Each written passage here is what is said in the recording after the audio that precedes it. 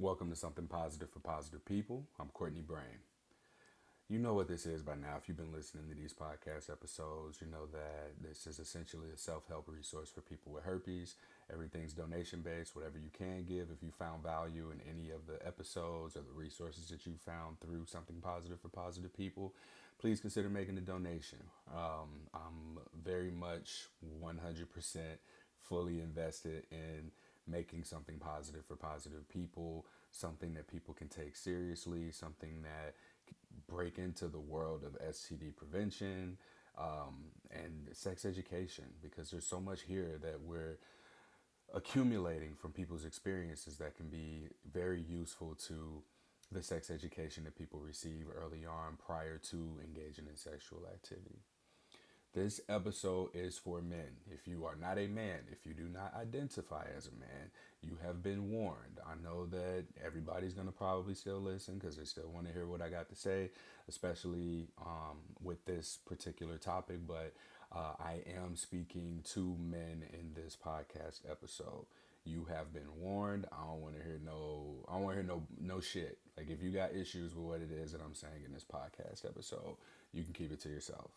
This is probably the only time I'll say that because it's very important to me that I be as real and raw and honest as I can possibly be from my own experience, the experiences of men that I've spoken to.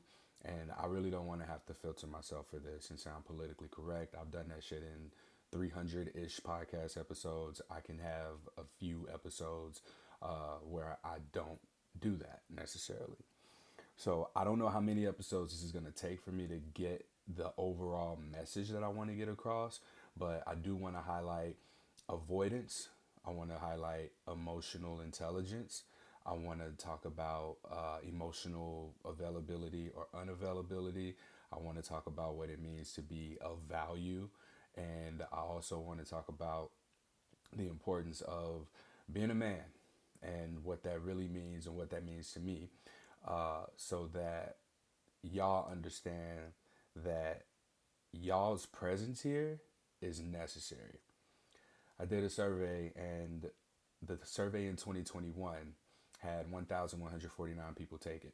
Of that, I think about 15% were men, and the rest were women.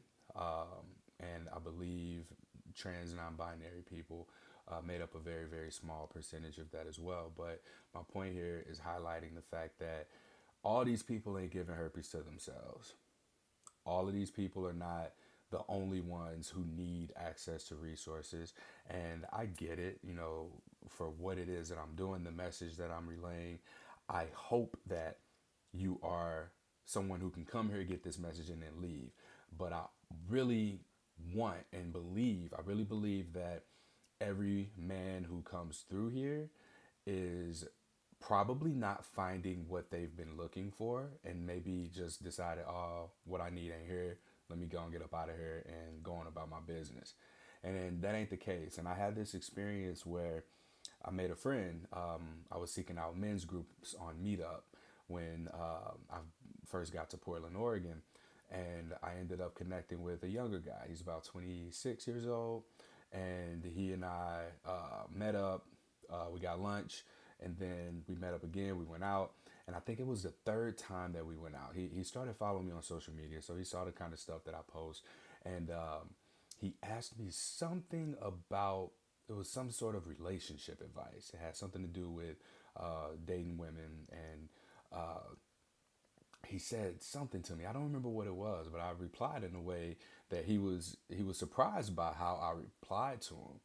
And his surprise came from a place of seeing that I post a lot of LGBT issues, sex positivity, and speaking to a lot of the sex education components, things like gender, things in relation to uh, feminism, I guess you could say, and really him having this idea that maybe I wasn't a safe person for him to be a man around. And that was generally what I got out of how he responded to whatever my reaction was. I was like, why? Yeah, like why wouldn't I say this thing, whatever it was that I said, and I can't remember. It was so long ago, and I've been trying to put this podcast episode together for probably months now at this point, because I know how important it is that I inspire men's voices in this space as well. I've had men come on and they've done the episode and then they've asked me to remove the episode. I've spoken to men who have really struggled with being able to articulate their emotions. And once we together are able to get them out there, it's so uncomfortable, it's really raw and unfamiliar that it's something that I think that we tend to run away from. And fortunately for me, I've been able to work through the discomfort of saying certain things out loud that I might have not necessarily been able to put words to, and really be able to not only have the emotion but feel the emotion, which is oftentimes I think what a lot of men do is avoid feeling the emotion.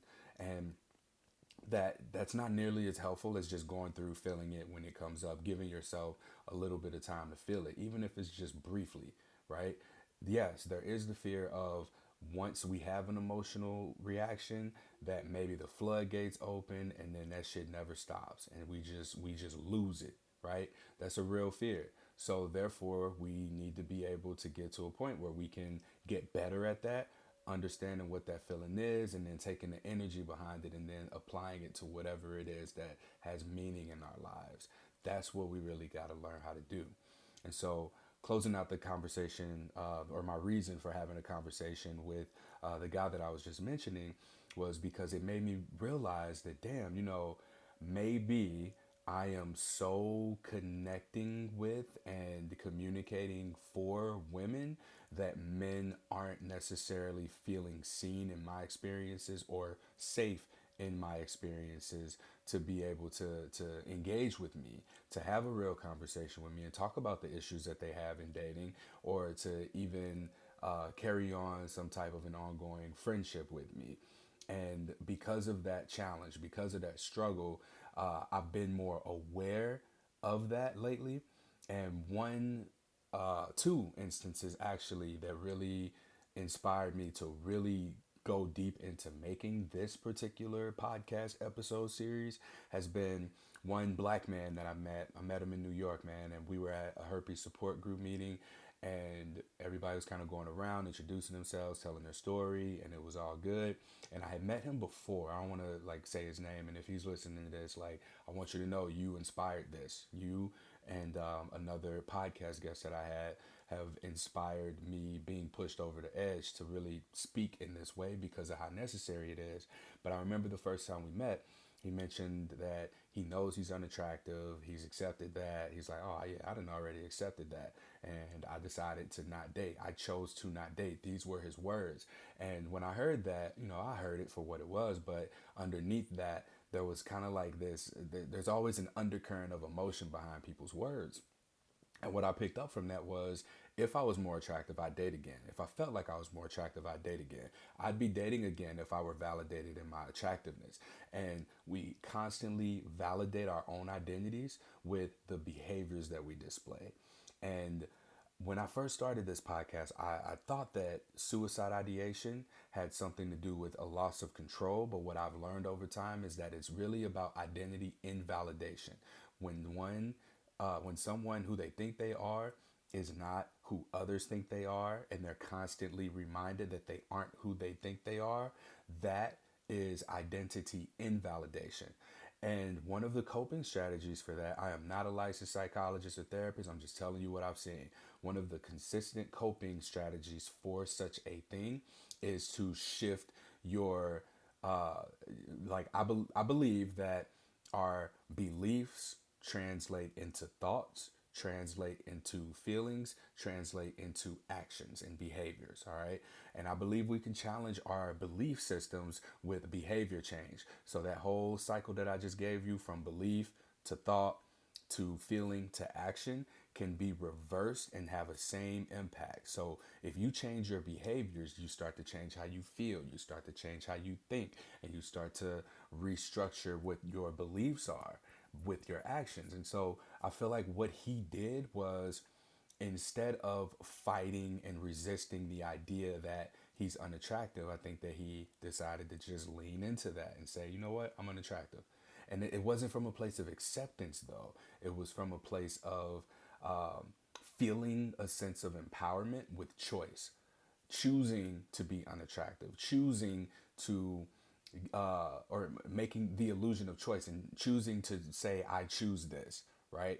So, on one hand, this can be a way of empowering and challenging your own beliefs, which is, oh, I'm not going to keep lying to myself about being attractive. But then on the other hand, what I saw in that was a submission to an untrue reality, right? It's a cop out and it's lazy to me. It's genuinely lazy for me to hear someone go, I'm unattractive and I'm going to just choose to believe that rather than making yourself challenge that system of beliefs with your own behavior. Everybody can do something to make themselves more attractive. I genuinely believe that. And as someone who's worked in the fitness field, I've seen this shit happen. I've seen people change how they eat. I've seen people push themselves a little bit harder to move their body and make consistent lifestyle changes with consistency. The consistency piece is a bitch. It's hard, but you gotta fucking do it, man. You have to do that shit. If you are unhappy with where you are and you have the ability to change a thing, you have to change that thing. And the reason that I'm getting so fired up and passionate about this right now is because I mentioned to y'all something positive for positive people started because people with herpes wanted to kill themselves. And the second time that I met this person, he reiterated that he is chosen not to date, which I still believe is bullshit. It's not a choice. It's a submission to the laziness of what has to be that choice, right? But he also mentioned, he said the only reason that he was still here was because he made a promise to his best friend that he wouldn't kill himself. And that infuriated me in the moment, as it always does when people talk about suicide. This is probably something I don't publicly broadcast, but I get fucking furious to hear people who the odds of being born between abortions, between miscarriages, between periods, between birth control, between condoms, between masturbation, between the unalignment of the where the woman is with her menstrual cycle, with the health of the man and the ability to reproduce, and all the sperm cells that connect to that particular egg or that don't connect to that particular egg, all the nuts that have gone in socks, tissues, toilets, mouths, assholes, to want to undo that process, it fucking infuriates me. My mom threatened suicide. My sister threatened suicide. I have a relative who killed herself. Not blood relative, but someone that I considered to be family. I had a high school teammate kill himself. And I've heard other people. I had an ex-girlfriend. She tried to kill herself in the bathtub. And fortunately, whatever my spider sense was that went off, I was able to call whatever hotline it was. I didn't know her address, but they were able to fucking find her in the process and save her life. She's gone on. This was probably 13, 14 years ago. And now she's got a family. She's living life. And all because she made it through that. And we had a conversation recently. And she's doing well. She apologized for how she was treating people around that time. And so for me, like seeing both sides of the spectrum between people having these suicidal thoughts, actually going fucking through with it, and then hearing people say, I would kill myself because of this fucking stupid ass herpes diagnosis that I have gotten so much from because of how I've chosen to reshape my beliefs about this diagnosis. My behaviors have directly fucking impacted what I believe to be true about this virus. When I was first diagnosed, I wanted a cure. I didn't want this shit. Don't nobody want this shit when they get it. I got it and I don't want this shit.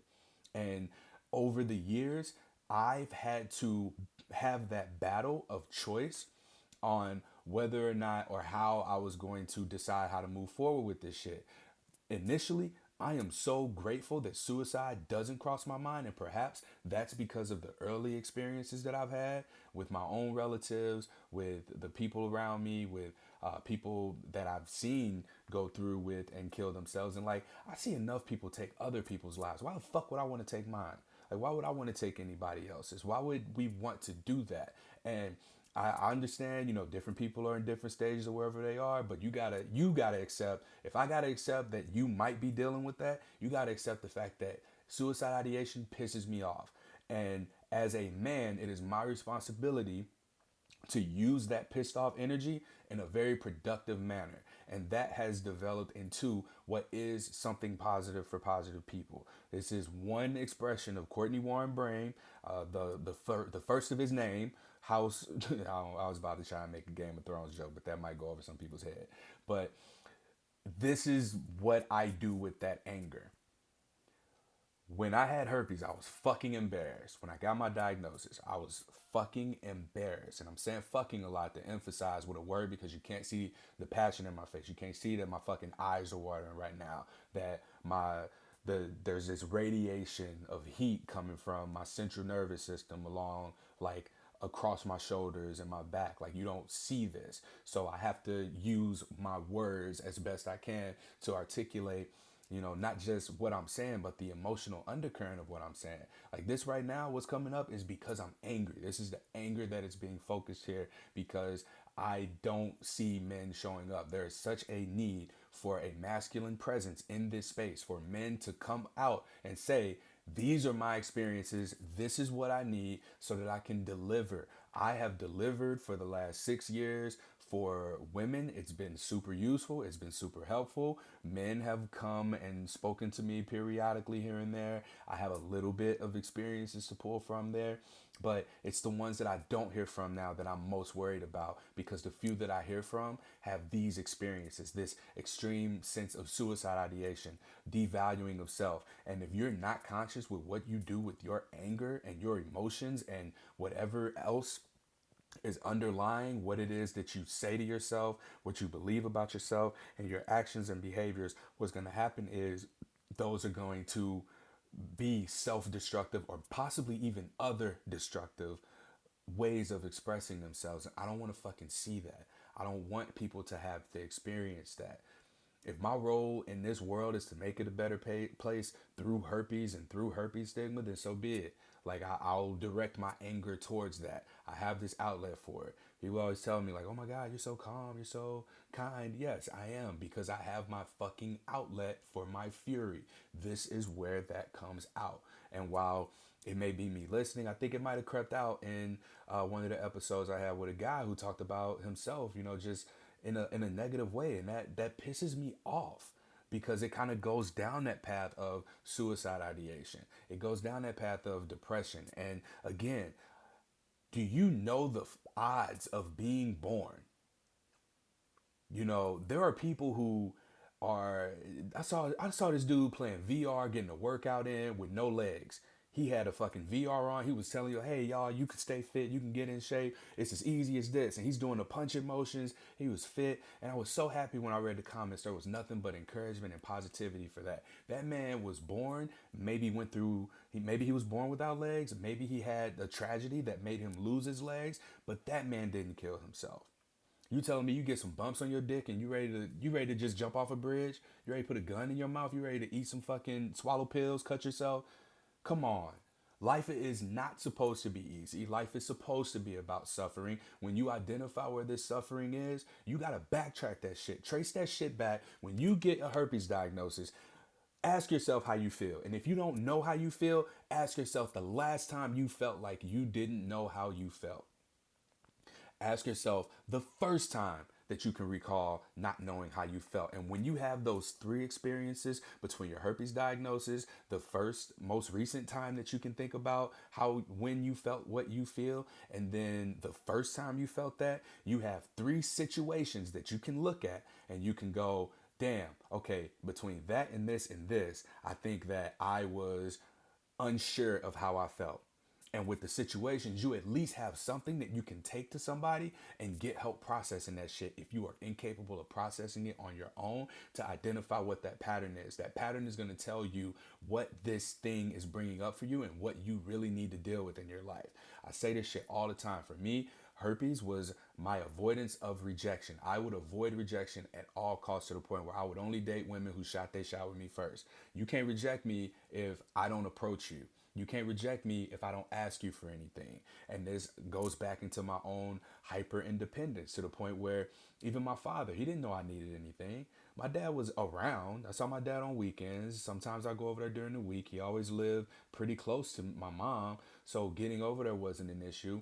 And when I approached my dad at 32, 33 years old about him not giving me what I needed, he was like, "Damn, son, you never asked for anything." And it blew my fucking mind because all this time, I'm thinking, "Oh, you're supposed to give me what I need, but I'm supposed to ask for what I need." That's one instance. Another would be in the dating world. You know, I would argue that something positive for positive people manifested itself through me as a trauma response. Like I am very much emotionally available and invested in something positive for positive people because I was emotionally available and accessible and intuitive to my mom's needs as I grew up. Like from childhood to now, I am very fucking emotionally aware, intelligent, and available to what I choose to be emotionally available for. I make jokes about not being emotionally available. I make jokes about loving emotionally unavailable women and going after them. But the reality is, it's not been that it's not been that, and this is where I would normally cut this bitch off and start over because I said a lot of things that were really good, but at the same time, this being where I'd stumble through or fuck up, it's probably because I'm about to say something that needs to be said, but I don't want to say it for some reason, or I'm gonna have to fumble through it because I'm saying it out loud for the first time. But the way that this is manifested, it's almost like amplified that belief that I have about myself for not being someone who approaches women. Like now I don't have to. So it went from damn, I got herpes. So now I'm not gonna date anymore because that would have been a belief. It would have been the hard belief in the beginning of fuck, I'm diagnosed with herpes. All right, I'm gonna choose to get in front of this thing and I'm just not gonna date anymore. What kind of bullshit is that? Right? Like I could have done that, but instead what I did was I didn't put myself out there. I stumbled into situations where someone would initiate and then I'd have to just tell them, "Hey, I got herpes. This is a situation." And stumbling through that the way that I did, I ended up in some relationships. I ended up having some sexual partners. I ended up in some situationships, whatever you want to call them. But the avoidance of rejection is probably what even got me in the situation of having herpes in the first place. Because it wasn't me going after a woman who I knew that I wanted. It was me essentially taking whatever I could get prior to my diagnosis. And even after my diagnosis, probably been the same thing. Haven't been in therapy for 3 years, and I haven't been back since December. It's March now. I haven't gone back to therapy because I recognized that there was a little bit of a dependence for me. Like on one hand, yeah, I want to be able to pay him his full rate, but I can't pay him his full rate. Just being completely honest.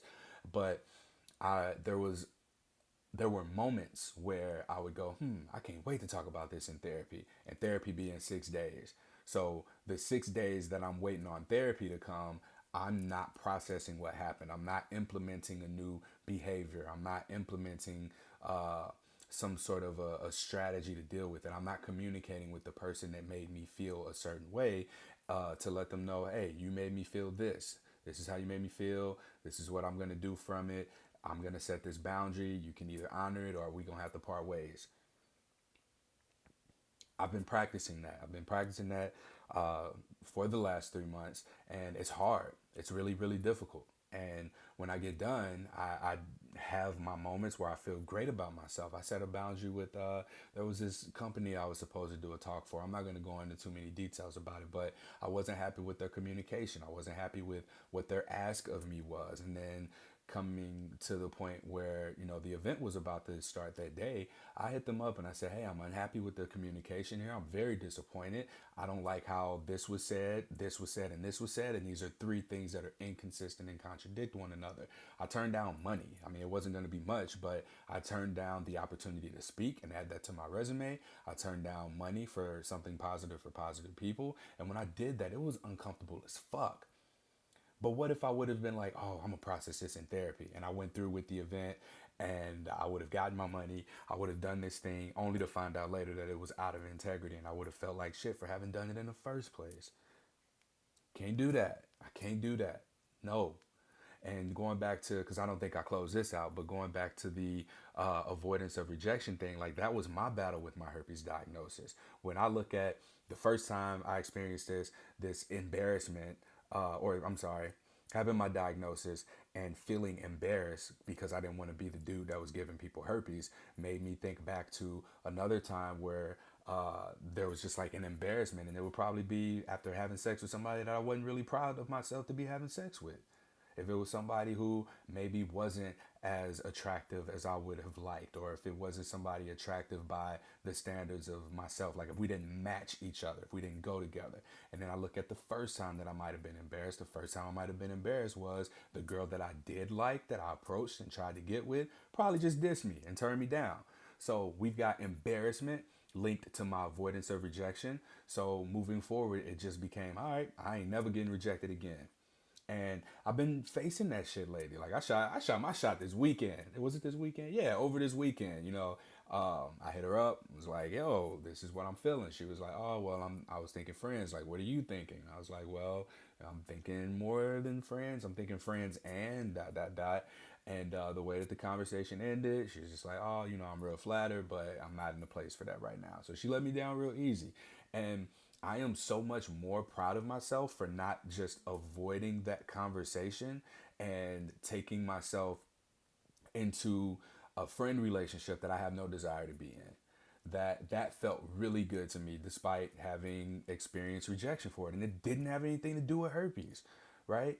And I think that we put so much of our emphasis on our herpes diagnosis that we don't even look at what that shit represents and then deal with that. Because when you deal with that, the herpes diagnosis becomes completely fucking irrelevant, as shared in this experience that I just told you about.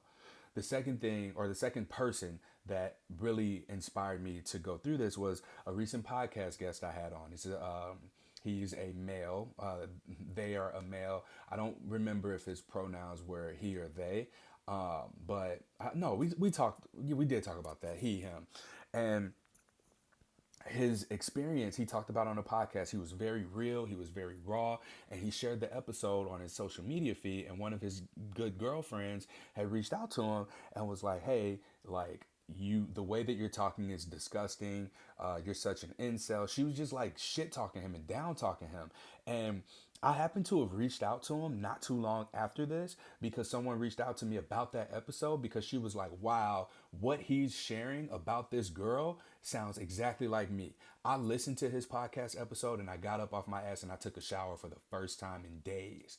And I was like, yo, do you mind me sharing that with him? I would like for you to tell him. So I connected them. She told him her story and how it inspired her. And then he reached out to me with screenshots from this person, because he said he was going to reach out to me and he was considering having me take the podcast episode down because of this criticism that he received from this woman after him being raw and real about his own experience. And even that, reading that shit infuriated me, because on one hand, it's like, women ask us to be more emotionally expressive and share our feelings, tell our stories, what's going on in our minds. And then here we have a man who fucking does that, a young man at that. I think he might have been 23. He's around 23 years old, somewhere between 22 and 25. He did that. And this is what he was met with. He was met with being called a fucking incel. For those who don't know, it's an involuntary celibate, which would essentially be like the first guy that I explained to you, who said that he's not dating, who said that he's unattractive, and like opting out of dating entirely, not because they're not good at it, but because they don't want to do what it takes in order to get better. This is how I receive the word incel. And I think that the reason it pissed me off so much is because I see so much of myself in both of these individuals, and I see so many other men I see so much of them in other men as well, because there's not much of a roadmap for them. Like, yeah, I'm speaking to women, but as a man, you come on this podcast and you listen, you're like, oh, The experience is completely different. The experience is completely different, but there are similarities there. And I think that the similarities are absolutely worth exploring. But one thing that I did get out of therapy was how I myself have not been vulnerable. I have been vulnerable behind the guise of something positive for positive people.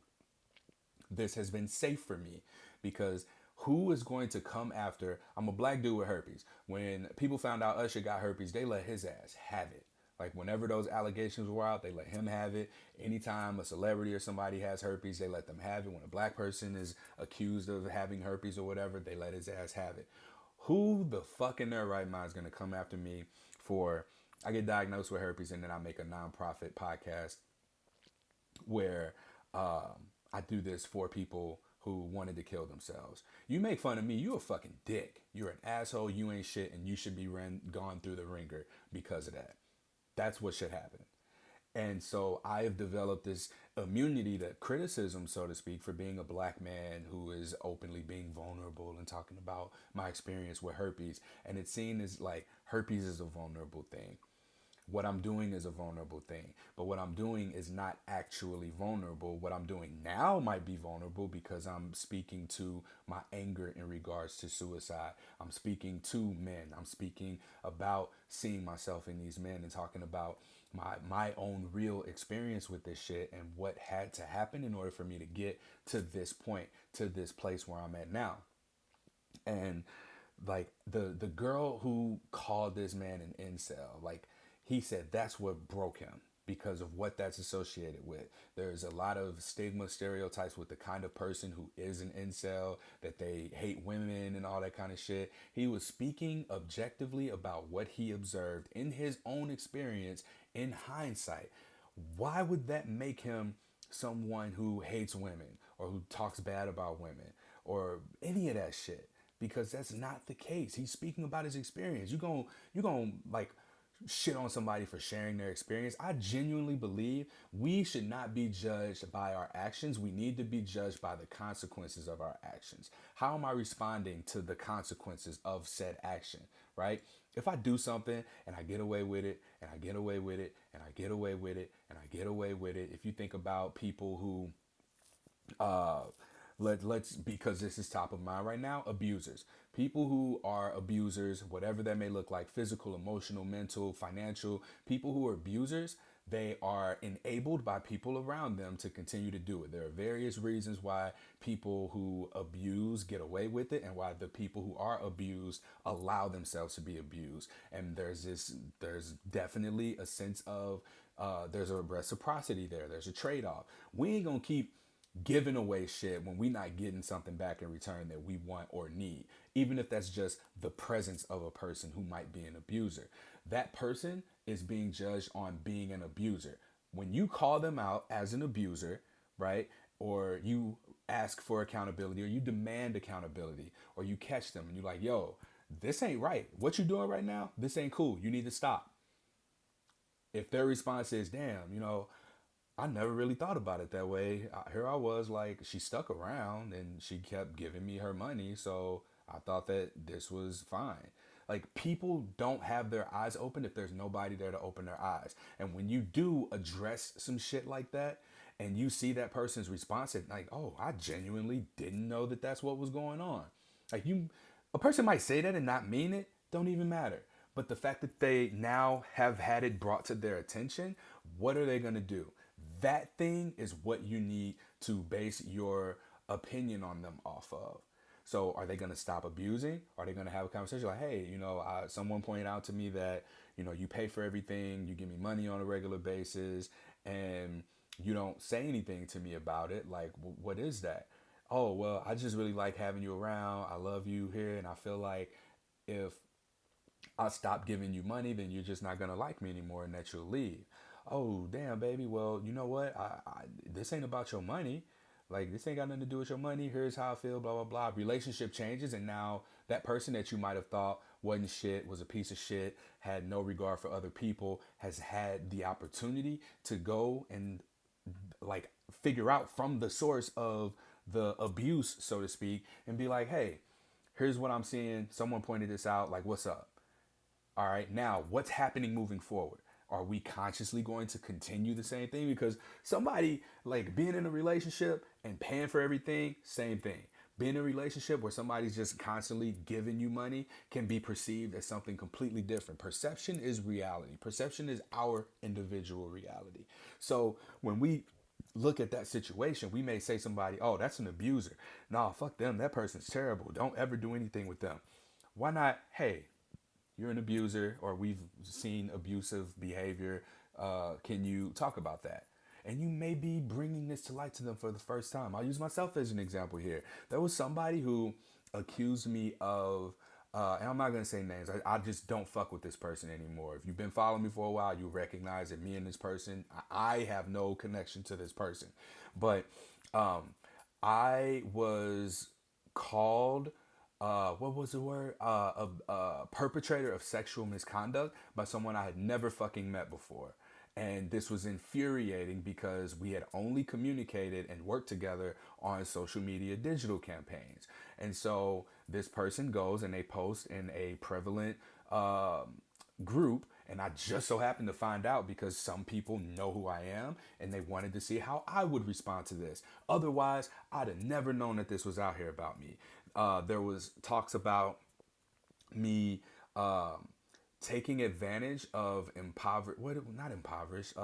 marginalized women and pursuing sexual relationships under the guise of an open relationship behind my then girlfriend at the time's back.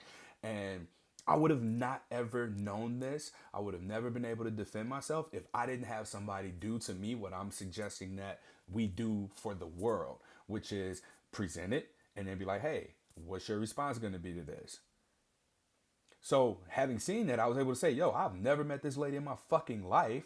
We've worked together on social media campaigns. We've never been in person because the comments, especially on social media, over time, they begin to evolve. It goes from sexual misconduct, which is anything from, hey, person, I like your hair today, to full-blown beating the shit out of somebody and raping them.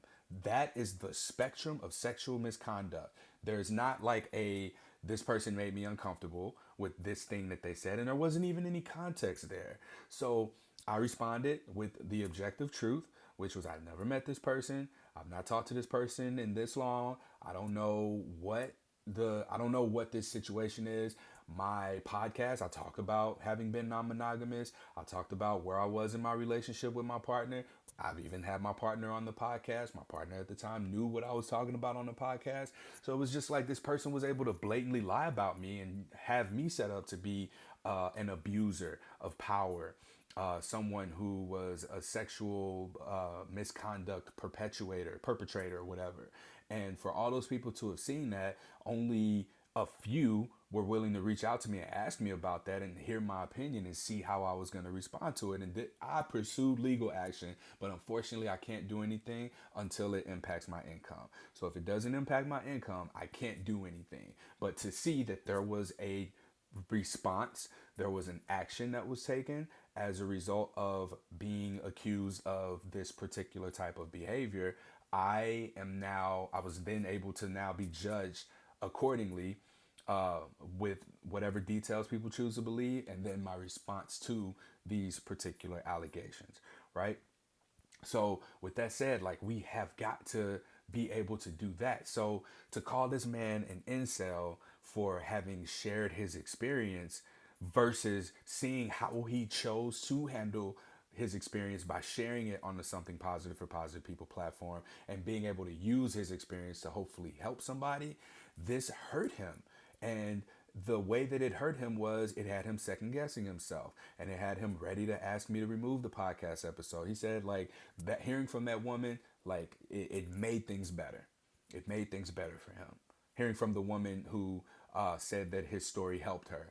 And there's always going to be this balancing act of the positive and the negative, and we've really got to allow ourselves to experience both ends of that. We got to be willing to experience it, because we can take the reward, but the reward won't be what it is without the risk. He really was risking his emotional self. Like, he put it out there, y'all, on this podcast episode. He put his experience out there. He didn't know this was going to help anybody. I don't fucking know if it's going to help anybody. But I know that I have to be consistent in this, because as I'm consistent, people are always getting diagnosed with herpes. People are always reaching out at some point, and they're just happy that this platform, this thing exists, and they get something out of it. I know that to be true. I know that to be consistent, but I don't always know if this is helping somebody. But I'm being very intentional here, especially to speak on behalf of these two men who I know, whose stories have inspired me to do so, and inspired me to be open about my experiences. Like, I can't tell you how many times, like, I wished I was getting some pussy, but just wasn't.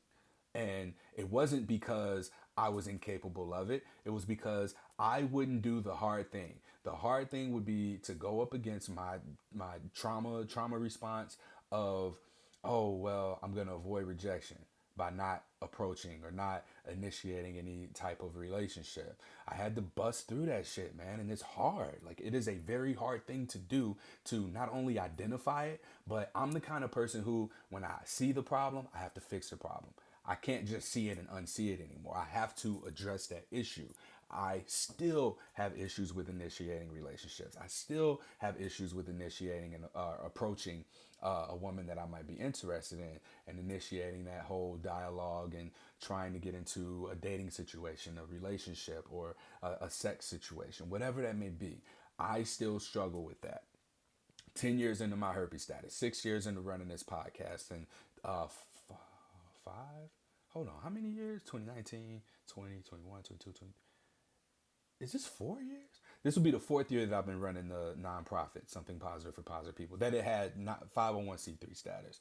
Like, all that's happened for me is that I have gotten more comfortable hearing people's experiences, telling people's stories, and speaking from my own experience. And doing so has made me more attractive. I see myself as more attractive. People see me as more attractive. And for a really long time, that has not been the case.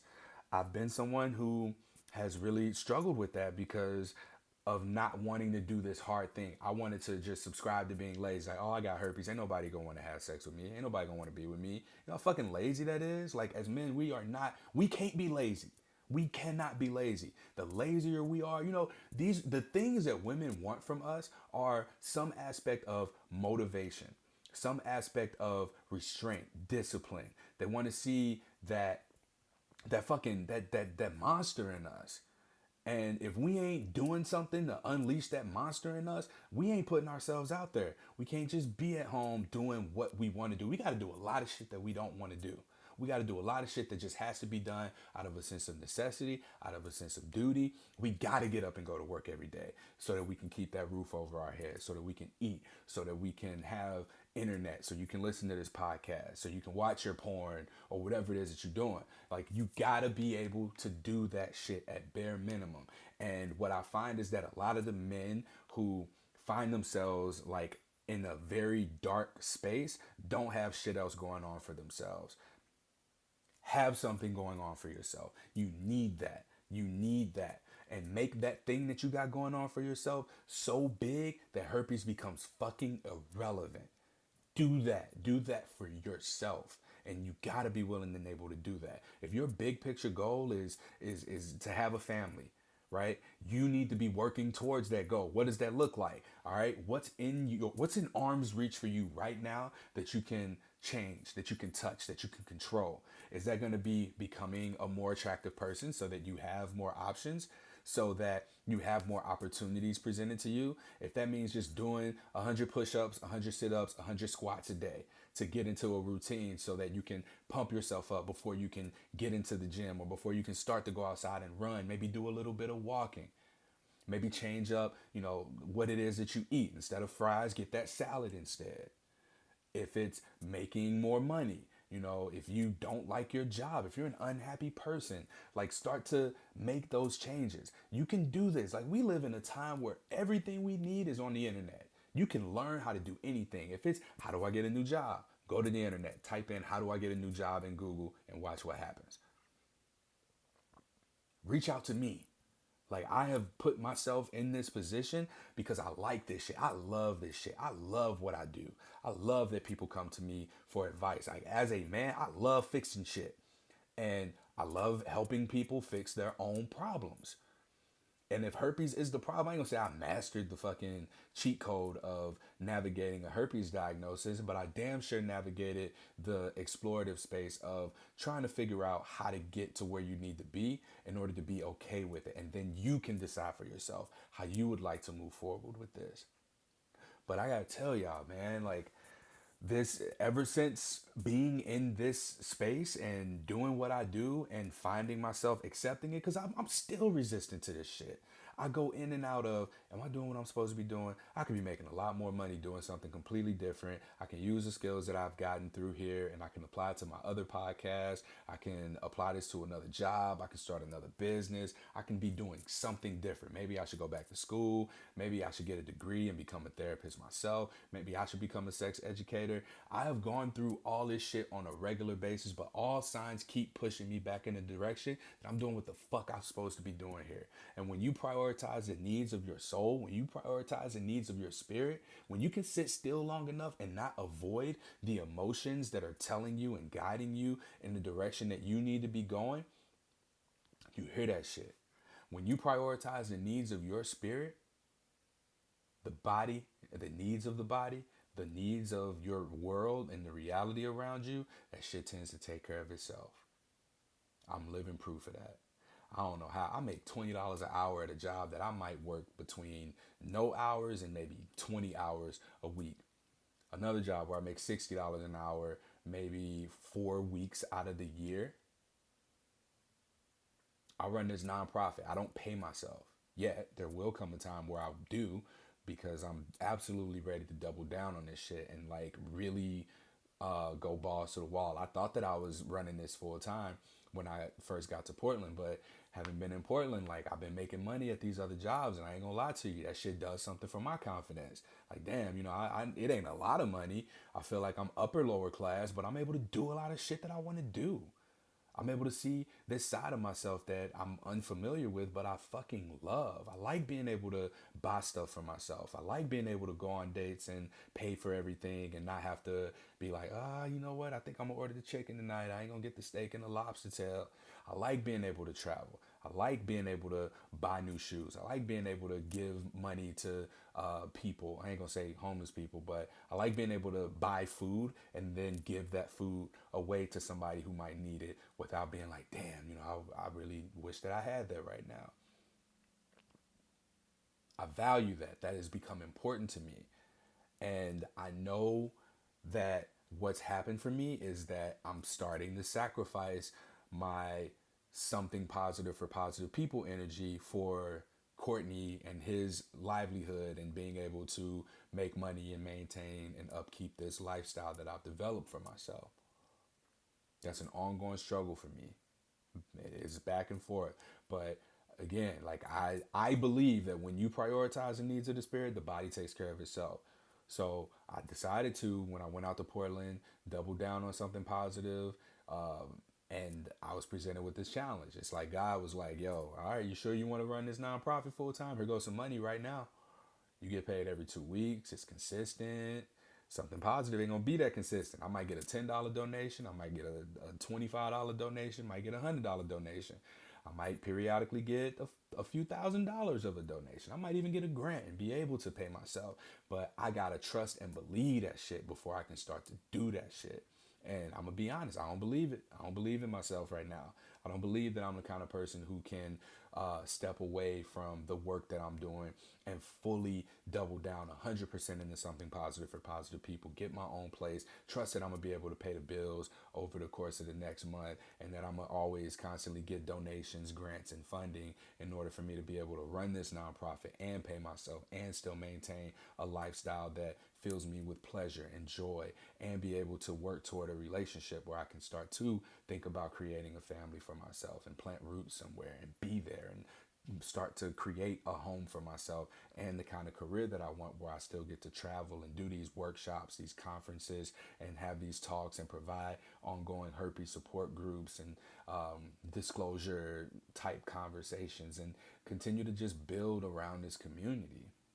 I have doubts, but I'm challenging those beliefs with my direct fucking behavior. That's what I'm doing. I'm saying yes to what needs to be said yes to. I'm making plans. I'm saying no. Living in Portland more than anything has taught me how to say no. And I turned down that one opportunity and I got another one immediately after the working through the discomfort of being able to just say no, this ain't for me. And there's more of that to come. I fucking know it. And I know that there's more of that to come for you. So that's the reason I'm sharing this. That's the reason I'm here, and I want to do something positive for men with herpes. This is for y'all. I'm talking this way because I know this the way that y'all gonna get it. Like the gentle, oh, tell me about that. That shit, that's for the women. But for y'all, like we gotta do this shit. I can't sit here and like coddle you. Like we gotta take the energy behind our emotions and put that shit to action. We don't want to just be heard. We want to see that something is being done. Like my emotions are what something positive for positive people is. What are yours? Where are you directing yours? When you get intense sensation of emotion, are you beating your girlfriend? Are you shooting your guns? Are you doing drugs? Are you drinking? What are you doing? Are you directing that into your craft, your poetry? Are you creating something? Are you making art? Are you drawing? Are you doing tattoos? Are you working on your car? What are you building? What are you creating? These emotions are powerful shit. When you can allow yourself to feel this shit and not disconnect or disengage from how you feel, what you feel, your emotions, when you are able to get the fuck out of that, you got a whole man. Yo, you living in a whole new world, man. I'm telling you. I'm fucking telling you. Trust me. Trust me. Because I'm learning to trust myself. And it's a constant battle. I'm fighting against my beliefs with my behaviors. That's why I'm here right now.